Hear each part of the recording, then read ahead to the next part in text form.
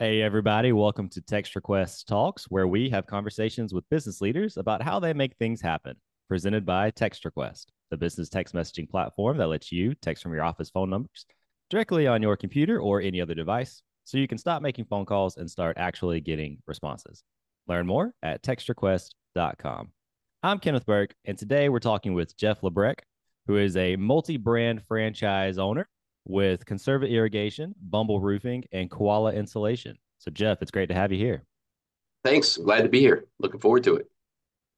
How did you get into home service franchising, particularly from whatever you were doing beforehand to get into ownership? What was that like? Yeah, great question. Like most people, I was in corporate America, and I had a sales background. I was in medical device sales for the majority of my selling career, and just always felt like I was capable of doing my own thing, and really wanted to build something, for myself and my family. And franchising just seemed like a great opportunity. And I think, myself included, a lot of people, when they think of franchising, typically think of food services as kind of being the most common. So, and I didn't want to be in the food industry or anything brick and mortar, and started to explore, different various businesses for sales, both franchises and not. And through that process, just honed in on kind of the home services or services industry in general. And a lot of things just check the box there. I enjoy being outside. I enjoy being working with my hands. I enjoy problem solving, and Conserva just seemed like a really good fit for all of those. So we jumped in and haven't looked back since. How did you said you had more or less always wanted to do something for yourself or on your own? How did you know the timing was right to make this jump, or how long did it take once you kind of decided you wanted to do it to actually launch? I didn't. I think if you wait for the timing to be right, then you're never gonna get where you want to go. I think you just have to take a leap of faith. And there was obviously certain things that we tried to start to plan for, just from a financial aspect. Knowing that I probably wasn't going to be replacing my income in year one. So it wasn't a completely irresponsible decision, but it's nerve wracking, and you feel it in the pit of your core. It's not. Um, but yeah, so I think, like a lot of things in life, if you wait for the perfect time, you're going to miss a ton of opportunities. And I guess we just got the feeling that the timing was close enough, and we were ready, and I knew I would be able to grow a business. I just wanted to find one that I was excited about growing. I like that point of close enough. What was the first year like for you? So you're not expecting to replicate your salary beforehand. I'm sure there's a huge learning curve. Just, talk me through that. Yeah, that's the first year was exciting, overwhelming, stressful, rewarding. I mean, it's literally every emotion you could possibly imagine. And saying things out loud and putting a plan on paper is one thing, and it makes it look easy. That's kind of the joke that I have is, going into it, I was like, yeah, 5 years, we're going to be cranking, and the business is going to be here, and debt will be paid off, and everything's going to be great. And all I need to do in year one is this amount of revenue, and year two is this, and year three. And you get this great plan that you're excited to execute. And by the time I got to my into my first year, I felt like I had been doing this for 5 years. And I was like, man, this is going to be a long road. But it was as stressful as it is, and you just grow personally and professionally so much that the reward factors so just outweighed all of that. And it's very empowering. It's very it, yeah, we were still standing at the end of that year, and we went through so much and learned so much and came so far. And at the same time that it wore you out, it re-energized me to say, man, I can do this. I am capable. I am still here, and next year is going to be even better. And every year has gotten much easier. And you just become more efficient. You become more knowledgeable. You become just better at all aspects of business ownership. So it flipped from can we do this to I can't wait to do this. I really can't wait to see where these businesses are, 5 years from now, 10 years from now. And I often reflect back on how far we've come. Anytime we have a stressful day now, or sometimes you just have to, you have to sit back and recognize the wins that you've had. which is sometimes hard to do as a business owner to stop and reflect and pat yourself on the back for a change is not easy, but it's 100% necessary. From a little bit different perspective, not as an owner, but one of the best things we ever did at Text Request for our people was to just, and ourselves, was to just start celebrating small victories. Hey, this is a good thing that's happened. This is a good thing that's happened. Let's, create some energy. And then we can look back on a year and say, look at how much we've done.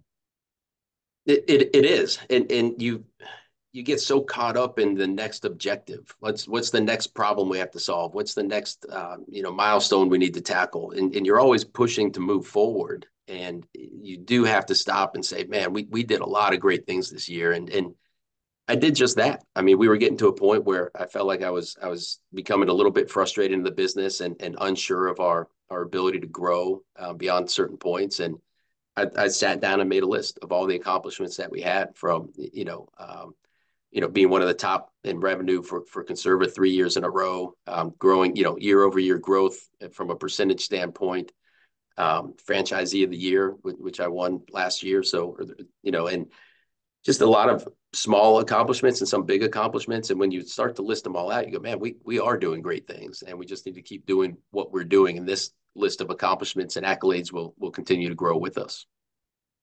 Well, congratulations on that. Thanks.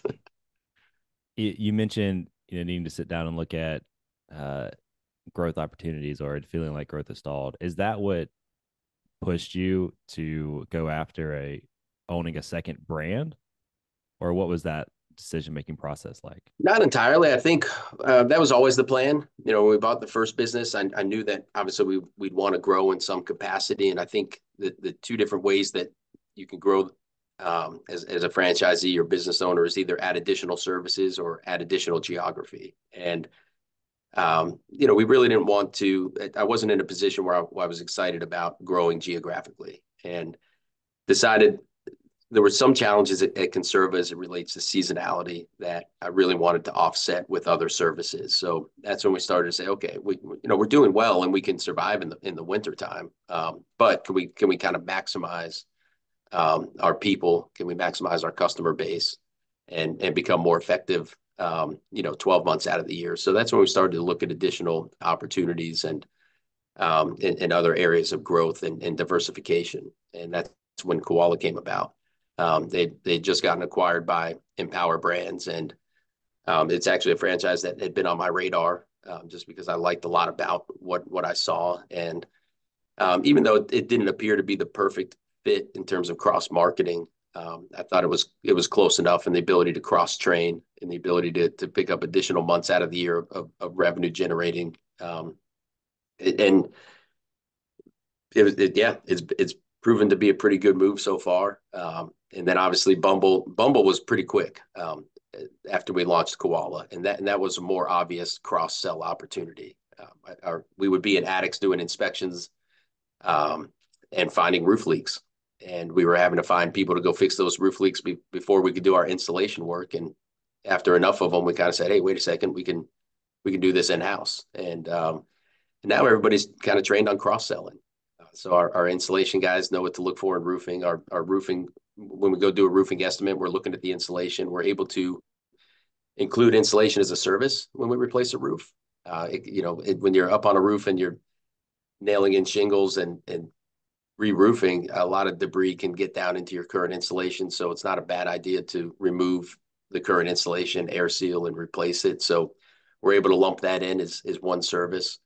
And then our irrigation technicians, when they're out doing service calls, are able to peek their heads into a lot of crawl spaces and bring issues to the customer's attention. Not a lot of customers or people are going in their crawl space on a regular basis. So we like to think that we're their eyes and ears, and it's just an added value of, do we see something that's down there that's leaking? Do we see a vapor barrier that's not being effective? Is there insulation that's falling down? Is there evidence of pests, rats and mice and snakes and mold or anything else that would be good for the homeowner to know? And then we either can refer that to another trade partner of ours, or we can handle it ourselves. So Conserva is irrigation systems. That's largely spring and summer, I would imagine. It is, yeah. So the two busiest times of the year is really the spring and the fall, when we're turning systems on and then winterizing Mm. for the season. So we usually get started about March 15th is our target start date, depending on weather. And we like to try to have most systems shut down by December 1st. We're still able to extend our season beyond that for people that were a little bit late in their planning. So we do winterizations, all the way into January, but they slow quite a bit. So the bulk of that work is done by December 1. And then you just have about a 2.5 month off season. Um, and then we do get busy in the summertime. It's really August, September. You hit a little bit of a lull. Mhm. Okay, and then um, your employees are trained to cross sell. Is that all happening on property or on the premise, or is there additional marketing that you do around, say you've had uh Koala Insulation customers and then you start sending them ads for Bumble Roofing? Do you do anything like that? A little bit, yep, yeah. We do. I mean, we do a ton of marketing. A lot of social media, a lot with Google, Angie's Home Advisor, networks, Yelp, magazines, mailers. So just a ton of marketing. Even down to the yard signs and the vehicles being wrapped and trying to park them in strategic locations on the weekends and stuff like that. So but in terms of the pure cross selling, we do a lot of co-branded material, not just with our three brands, but also with Rick Popio, who's in town. He has outdoor lighting perspectives and Canopy Lawn Care. So, we'll have door hangers that have Canopy on one side and Conserva on the other side. We'll refer back and forth quite a bit. Um, and then, yeah, some of it is a little bit more targeted towards our current account base based on what we know about their property. If they have a crawl space or is it a basement, and um, we just try to have our technicians or salespeople pay attention to other opportunities out there and bring it to our attention so that we could maybe put together a more targeted special, marketing piece. And then for those listening, all of the brands Jeff mentioned are underneath the Empower Brands umbrella. And Rick Popio also has an episode with us as well. You can check that out. Um, but it's just interesting to see all the cross sell opportunities. Yeah, it's Oh, it's cool to have those resources available. They've got 10 brands and they encourage that cross pollination, between the brands. So it works out well. You're certainly not out there on your own, right? You've got a lot of trade partners right out of the gates that do some quality work. So it makes it a lot of fun to meet other business owners, work with them, share ideas with them. It's been a great experience. that was something I wanted to ask you about specifically as well. I'm sure as a business owner in multiple brands or multiple businesses, there's a new problem that comes up every week or every other week, I'm sure. And so I'm curious, where do you go for help with those problems, or where do you go to just keep learning? Yeah, man, there's so many resources. Again, that's the biggest benefit of franchising, I think, is the network that you have out of the gates. I couldn't even tell you how many owners we have between the three brands that I own. It's in the hundreds. I want to say we probably have 90 Conserva owners, 110 Koala owners, and Bumble's a little bit newer, but they're probably up to 20. And what's cool about that is you're not just picking the brain of somebody that has their own business. You're picking the brain of somebody that has the exact same business. And there's differences from markets to markets. Irrigation in Florida is different than it is in Maine or Wyoming or California, in terms of materials used or seasonality. But I picked the brain of our irrigation owner down over in Virginia Beach, just an hour and a half from me. So that's a very similar market. Raleigh's very close. Maryland is close. Ohio's close enough. Pennsylvania. So you find different owners that are in the same region that are dealing with the same challenges.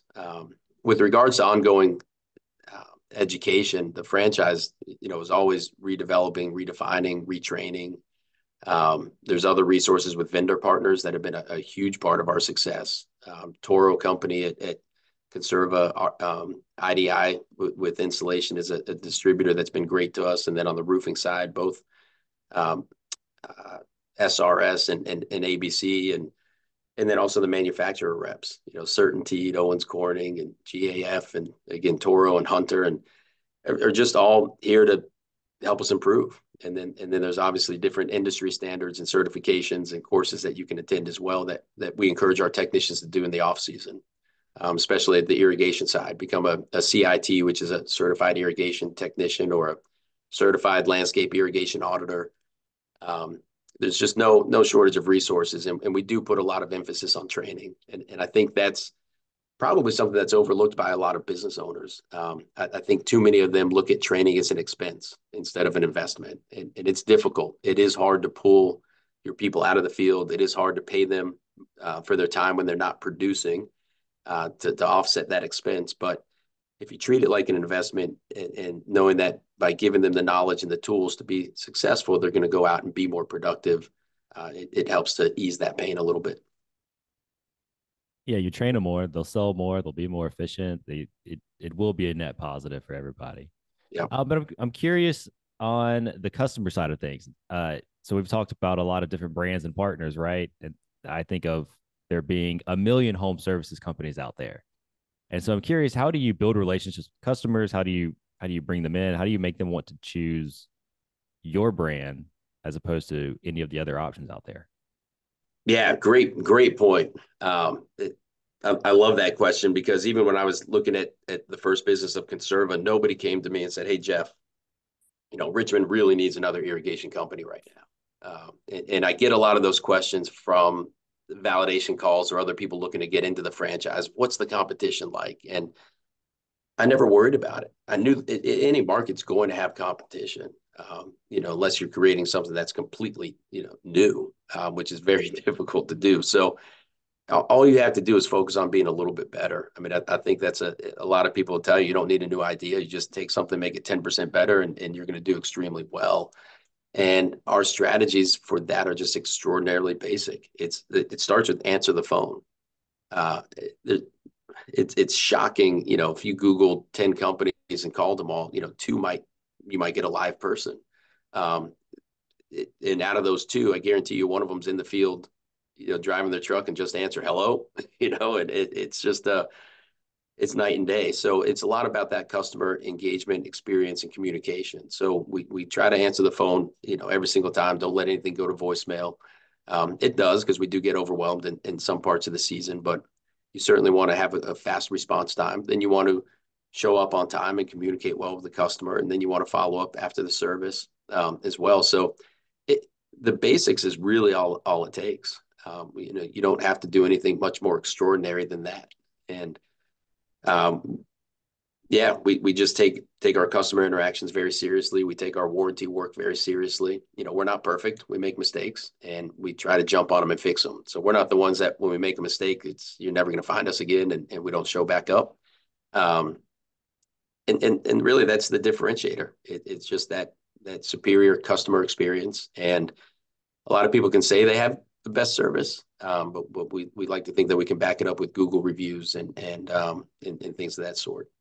That last point is so true. I mean, we at Text Request, we experience this all the time, and I'm in marketing, so it's my job to communicate our value, right? Yep. And our customer service team and support team are maybe the best you'll find in software. They're very quick to respond. They're very helpful. They're kind. They're friendly. We're not always perfect. Sometimes we mess up. All that jazz. But dang, if they aren't going to give you a personal and helpful, response every time, and you can actually talk to a live person. Anyway, I digress. But Great. and then you mentioned, Google reviews, and earlier you were talking about a few things that you all do for marketing to bring people in.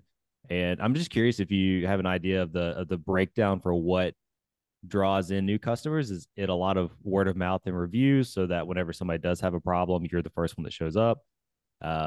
Is it, more of that direct mail or yard sign where you just got, a physical ad right in front of them? Or just talk me through that a little bit. I'm curious. Yeah, I think it's all of it. I think they all go hand in hand. I don't know what the number one driver is. I think it could vary on which business it is. It could vary on the time of year. Obviously, we'd love word of mouth. that would be the best. It doesn't cost us a lot, So word of mouth is great. We do ask customers for referrals if they had a good experience, and most are happy to do so.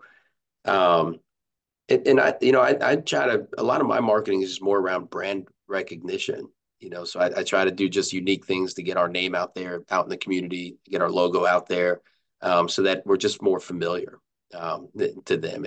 I want Conserva and Koala and Bumble to be household names in my territories, and just, oh man, I saw them here, I saw them there. They don't even remember where they saw it, but when they see it again, it's already familiar to them. So I don't spend all of my time looking on the ROI on every marketing opportunity, because I don't think you're ever going to get to the point where you pick just one, um, and say, okay, we're only going to advertise on Google, putting our entire budget there, and that's it. So we just try to make our ad budget a percentage of our revenue, and kind of spread it to areas that either are exciting to us, we think makes sense, or something new that we want to try, and and just trust that it works in some way, which is maybe not the best answer. I know it's also hard to track. It really is hard to track as to what's really driving your traffic. Because I think ultimately people will land on your website. So even if you set up a separate number with call tracking, maybe they call the number, maybe they go home and Google the business name and they call the number that's on the website. So I really think when you're looking at some of the data, it's really not giving you the true source. We certainly ask customers when they call in, how'd you hear about us? And that probably helps to narrow it down, but that's also probably not 100% accurate. I'd agree with all of that too. It's kind of, I don't know if this is a perfect analogy, but it's kind of like making a stew. You throw all the ingredients in together, and there's some magic that happens when they simmer together, and you've got something delicious. And that's a lot of Yeah. marketing is the same way. You do all these good things, and they work together for you. Yeah. Uh, just a couple more questions for you. So, whenever you've gone from, say, one brand to two to three, what have you had to change in your management or in your maybe your systems playbook? Everything. Okay. It literally had to change it all. Yeah. When you have one business, that's all you're doing, right? You're 100% consumed in it, and you're the marketing person, your payroll, your scheduling, your sales, your quality control, project management, inventory control. So you're really doing it all until you can kind of grow and start to, hand off some areas of that business. But I was 100% Conserva 100% of the time, and then when we added Koala, it started to spread me a little bit thin, right? It's hard to do all of those things with two businesses, so had to hire some help at Koala to help run that business. Get an operations manager in who we've since promoted, and now he's the president of Koala of Richmond, and we just tried to replicate that on the Bumble side. So when we started Bumble, we hired somebody out of the gates to help run that business, and they worked closely with me just to learn, my process and expectations. And um, the irony is that adding that third business made a lot of things a little bit easier for me. It changed it. It really forced me out of the business, and I think you talk to a lot of people, and there's no secret that working on the business is better than working in the business. And I was mostly working in the business the majority of the time, and trying to find the time to actually focus on the bigger picture. And once I had three, it's just not physically possible. I cannot be working in all three businesses in the same capacity. So it definitely had to change, my leadership style in a way. I had to become more comfortable delegating what I thought were owner responsibilities, things that you maybe don't want to relinquish control or trust other people with. So you just have to learn how to, trust the people you hire. You hired them for a reason, and you've got to give them that, just give them the skills that, or just trust that they're going to go out and do it. And then you just, if they stumble, you help pick them up and go from there. So it's really changed a lot. And then we also implemented the entrepreneurial operating system. It's, the Gino Wickman wrote a book called Traction that is kind of the foundation for that system. And it's just helped us to focus on certain tasks, become more laser focused. I think that was probably my other biggest thing that I learned is you're trying to solve every problem and do everything all at once. And you've worked hard, you're tired, you're stressed, and at the end of the year, you really haven't moved your business forward because you weren't able to focus on a few things that were important. So the concept there is let's pick our biggest projects, our most important things to move the business forward, tackle those, and then go to the next one. And it just put a little bit more framework or structure around how we approach the business and how I interact and hold people accountable. So it yeah, you think having three businesses, you're going to work three times as hard, and some things are more challenging, some things are more stressful. But in some ways, the day to day became a little bit more easier, or a little easier and more productive. Well, that's a great place for us to end, actually. Thank you, Jeff, for Sure. this and all the great advice. I appreciate it. Yeah, you got it. No problem. Thank you.